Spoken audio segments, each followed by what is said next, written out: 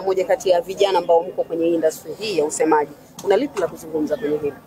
I don't know, kama sio taarifa rasmi nafikiri inabidi tusubiri mamlaka ziseme kwanza.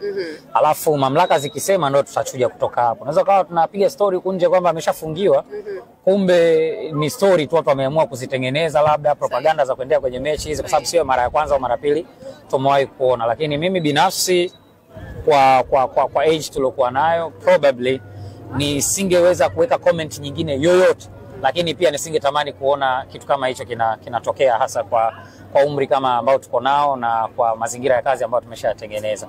Lakini to me no comment, nafikiri nayaacha hayo kwa wenyewe wanaohusika. Rai yako kwa mashabiki wa mpira? Sisi tunatamani sana kupata support ambayo wanatugea mashabiki wa timu zetu. Ili afisa habari ufanye kazi yako vizuri, ni unatakiwa timu yako kwanza ikutetee ifanye vizuri, au unaweza kufanya kazi yako vizuri, lakini uwe unatengeneza mahusiano mazuri pia na wanahabari wenzio. Hilo ni jambo lingine. Jambo la tatu, viongozi wa vyombo mbalimbali hivi vya kuongoza mpira wa miguu, nafikiri ni watu ambao inabidi tuwe nao karibu sana, kwa sababu wana vitu vingi ambavyo tunatakiwa kuvijua. Wasipotupa hivyo vitu, sisi tutakuwa kwenye mazingira magumu. Kwa hiyo mashabiki wanatakiwa wawe na watu wao wa timu zao wanazo support, waendelee kuwapa hope, kwa sababu kuna vitu viko tu, yani vitakuja vitaondoka, vitakuja vitaondoka.